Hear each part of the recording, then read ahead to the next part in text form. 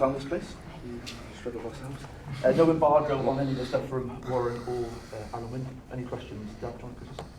Warren, an unchanged team from the opening win. Were there any tough selections? Anyone in particular who pushed for a recall?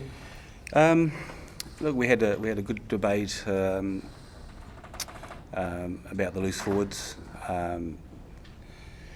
Whether we started Ross Moriarty, that was a discussion, but we felt we wanted to give that team an opportunity. That we thought they played pretty well, particularly in the first half, and so it was kind of felt in the end it wasn't fair to drop anyone. We thought Wyn Jones scrummaged exceptionally well. I thought our scrum was very good against Georgia, considering that they probably come to this World Cup thinking they had one of the strongest scrums. So we were pleased with that aspect, and really just building on that first game with the short turnaround, the 6 days, and really excited about Sunday night. One change on the bench. Can you talk us through why Owen Watkins in Owen has been coming off the bench for us and has done a good job, and Hadley Parkes has a small fracture in his hand as well, so he hasn't taken much of a part in training this week. So it's really to make sure that we've got cover there, that if that hand does give him problems during the match, that we can make a change. And just in terms of the match, just how important is it for your World Cup campaign? You've spoken about different paths to the final. Just how decisive could this game be for you?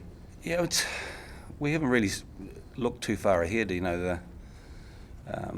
If you do get out of the group, and the quarterfinals are all going to be pretty tough games, quarterfinals and semi-finals. So it's really about taking one game at a time and trying to build and create momentum. And we feel like we're a team that are capable of doing that. As the longer we go on in tournaments, we feel like we get better and more cohesive. And pretty good start in the first game, and it's going to be a tough Australian team. But we've had some close battles over recent years, and we were lucky enough to get a hard-fought win last autumn.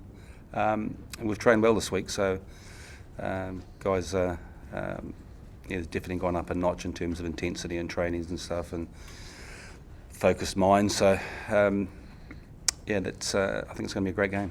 What about that rivalry with Australia? You've had that losing run. Does that have any bearing on this, and how much has that dynamic changed as a result of that win in November? Oh, I think losing games in the last minute and half a dozen contests was a bit demoralising, but we really focused on last year's autumn campaign. It was important for us. The two big games against Australia and South Africa, and Australia was definitely one that we went in there with the focus of righting some of the wrongs, so to speak, and coming away with a win. It was a typical old-fashioned Test match. There wasn't much given by both sides. The defence tended to dominate that game, but we were lucky enough to come out on top. Warren, what's your initial take on Australia's side? Are you surprised that they've changed their halves and benched Beal Beal? I think with Beal out, they lose a bit of the attacking threat, and he's definitely a real attacking threat for them. But as in the past, he'll probably come off the bench reasonably early, and he'll be a handful for us. I think with Foley there, they'll probably kick a bit more than they have been. The kicking percentages have been pretty low in recent internationals, so we expect them to kick a bit more, and probably the back three, and with Foley and Guinea as well, they're probably trying to negate some of our kicking threat as well. We're pretty good with Bigger at 10, and we've been pretty good in the air as well, and it's probably where we got an advantage over them last November, so I think they're aware of that. So it wasn't too dissimilar to where we thought. We probably didn't think Foley was going to start, but he's probably his experience and his running threat in the 22 is something that we're going to have to keep an eye on. Warren, over your career with Wales, you said that you've been frustrated with your record against the Southern Hemisphere side. What do you think is going to be different this weekend to try and change that? I think it's something that I don't think about too much in terms of. I'm all about competitions, and it's about Six Nations. That's what's important for us. In the autumn, it gives us an opportunity to try things and develop things. so yeah, we have been disappointed in the past. You know, our record against South Africa, I think, in recent years has been exceptional. Obviously, the All Blacks are another story for us. But like I said, we really focused last autumn on that campaign being, you know, very important for us in terms of confidence and momentum and building to the Six Nations and building to this World Cup as well. So, you know, it was a different focus for us. So, you know, just put those games behind us, the ones that we've had those close losses with, and the run that we had, and the 14 wins in a row, and the Grand Slam, and the game against Georgia. We just got to build from that and build confidence, and yeah, we think we're going quite nicely at the moment. There's been a lot of noise in the Australian camp about the Reece Hodge situation. Do you think that would have affected them at all this week? Don't know. It's not something I even thought about. Yeah, your decision making on defence has been impressive. You're a fit-looking side. How important is it, or was it a key focus for you guys this week, given the threats that the Aussies have got to keep dominating defensively? Yeah, it's important. One of their strengths, so they're pretty good at coming off 9. You know, they get some forward momentum, and when they get forward momentum, that's when their attacking threats really come into fruition. So we've got to be good up front. We've got to stop that momentum runners off Guinea. So that's been a real focus for us. They like to run a lot of inside balls as well, off 10, and just making sure that inside we're nice and square and coming forward as well. So look, we've worked hard defensively, and for us line speed's always really important as well, and try not to get some of the big ball carriers too much time on the ball too. Alun Wyn, did the text from Getting Jenkins ever arrive? Yeah. And will there be another one this week? I don't know if there'll be another one this week, but there wasn't as much comedy involved as the one last week. So, but no, he's very gracious, and it did come. And obviously it's a big game for the team and a big one for yourself this week. Yeah, I think on a personal level, it's nice for myself and my family, but you know, there's a much bigger picture, which is the game. I don't think anybody's going to be worried about the numbers on the stat sheets during the game, and that's my focus, and you know, that's how I'll continue. Alan, how different is a 4:45 kick-off going to be compared to the evening when you had last time? Is it significantly different in the afternoon? We did a later session yesterday. We're doing another later one today, and it's a lot cooler up here than it was down there. So, and it was the first hit out, so we've, I like to think we got that out of our system. So yeah, it's been good. We're prepared for it, and like I say, you're raring to go. Warren, you've got Pocock and Hooper out there sort of trying to dominate the breakdown. Is that why you've got Tipuric and Navidi in the mix, or you have had for this World Cup? Yeah, I mean, we did a good job last year on Hooper. I think he had about 12 attempts against us trying to steal the ball, and he didn't get any. Pocock was a different story. He had 10 and got 5 turnovers. So he's a big threat for us. It's something that we need to make sure we focus on. He's pretty good at picking his timings when he does go for the ball and a turnover. So, two definite real threats at the breakdown.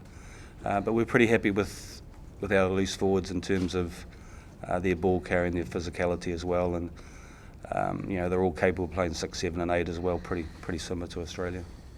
Is this the biggest test in front of Alun Wyn, right, Warren? Yeah, it is a big test for us and for him.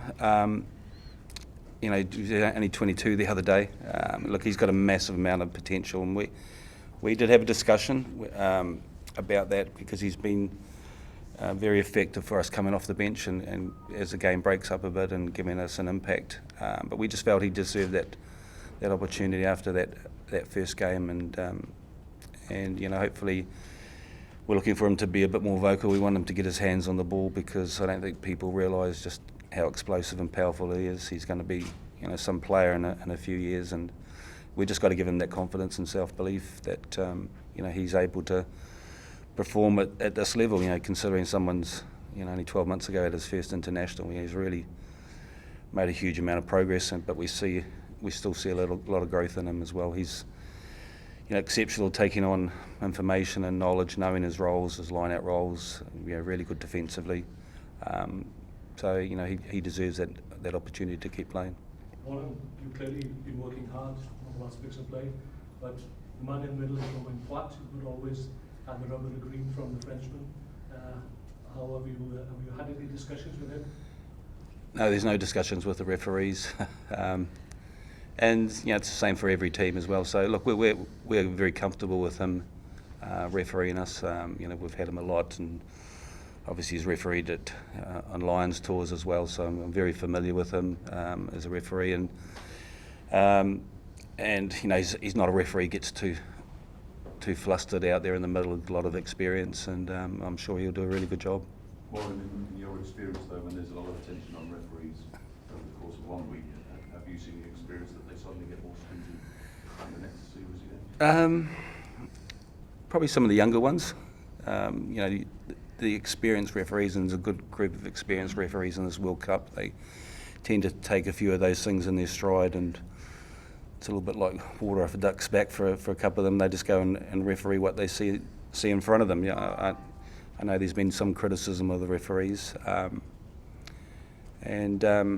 we were happy with. There was a few decisions last week that's always going to go against you, or that weren't picked up. But we were pretty happy with Luke Pearce last week, and we're sure that Roman will do a good job as well. So we've just got to take one game at a time, and I'm sure the message from everyone is just what you want is consistency, and hopefully they're able to provide that. Alun Wyn, what gives you confidence ahead of Sunday? Obviously not. We're very real in the fact of we're not going to look too far back. I think that's the danger. I said during our warm-up matches that it'd be easy to look too far back and sit on those achievements, inverted commas, but we've tried things. We've held a bit back, and we've had rotation again in those warm-up games, and we came out the blocks well like we asked against Georgia. We've got another opportunity. We've got consistency in selection, and Gats has always said that we perform when big games come around. This is, as has been said, the biggest test we have in front of us, and we won't shy away from that. And I think we've trained well, and the only thing we can ask ourselves as players is to replicate the training week, do processes, all very cliched, but the basic things, do all those well, and it makes everything a lot easier for the weekend.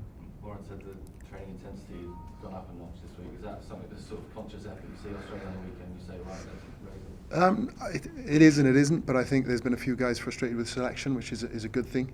That breeds competitiveness within the squad. So there was a bit of red stuff flowing yesterday, which was all well meant because it was for the betterment of the team, and we're going to continue that with obviously a slight taper ready for our team run for Sunday. Sorry. Warren, Michael Cheika's just said he thinks Wales are favourites for the game. Would you agree with it? I hope so. Warren, have you reminded, I guess, as a Kiwi, have you reminded the players how important it is to beat Australia because of what they've done in the past, like underarm delivery and stealing our bands and horses, and also our national footy?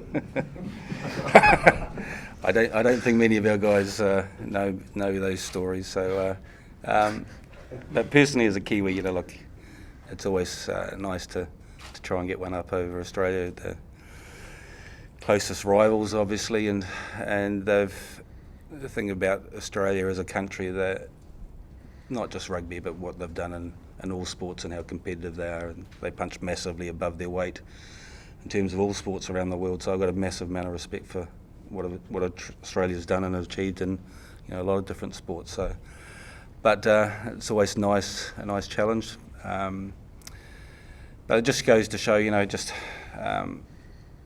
how modern rugby can change from 1 week to the next in terms of a team turning up, mentally right and physically right, and you saw that with the game in Perth with the All Blacks against Australia, and then the game back at Eden Park. They just so we've just got to make sure that we turn up with the right mental attitude, and we have to bring physicality to Sunday's match. That's an important aspect.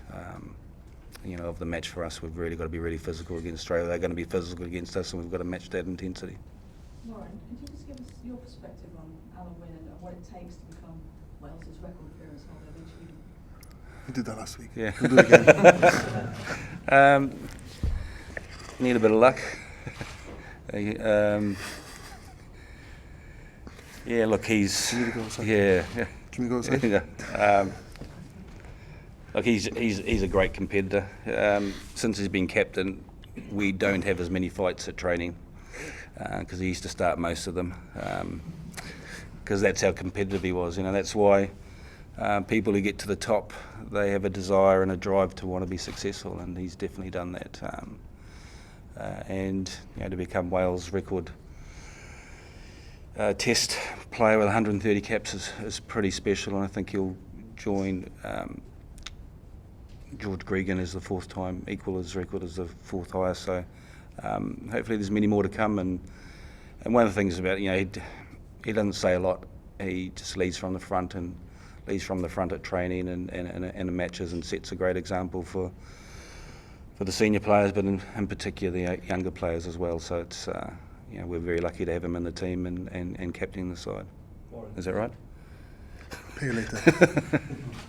Warren, is it a nice position to be in when the opposition are picking a side to negate your threats rather than the other way around, because you've got a very settled side? I just think it's a sign of respect. I don't think, and that's as a team how far we've come in over a number of years. That teams are looking at you, and I don't think that was always the case with Wales when they probably wouldn't even consider us any attacking threats or any threats at all. So to me it's just a sign of respect that I think we've got two good sides out there on Sunday, and hopefully it's a great game of rugby, and we can both put on a really good spectacle. Warren, Michael Check is playing the hard done by card on this research thing. Obviously it is a big story, but what's your view on people who would say that this World Cup is going to be tarnished by incidents like that, and guys getting rubbed out for extended periods over stuff that perhaps Look, I think we've all been briefed on, the high tackles and stuff, and we had a briefing in Wales before the World Cup, how it was going to be refereed and viewed and all referred. I do feel for players in terms of you get yourself in an awkward position and you make a high tackle and you get sent off. That could cost your team the game, or you miss a few games as well. So, particularly in the heat of the battle, some players get themselves caught in the wrong position or make a mistake. So we need a little bit of sympathy for some of those things. But we're continually driving that message to our players about discipline, about making sure that you stay on the right side of the referee and don't get set off. So look, obviously I do feel for Reece in terms of what's happened. You saw the incident in real time, and it didn't look like much, and then you go to replays and slow it down, and it looks a bit more sinister. So he's been unfortunate in terms of picking up that ban, and hopefully he will still get some more time in this World Cup. Brilliant, thank you very much everybody. Thank you.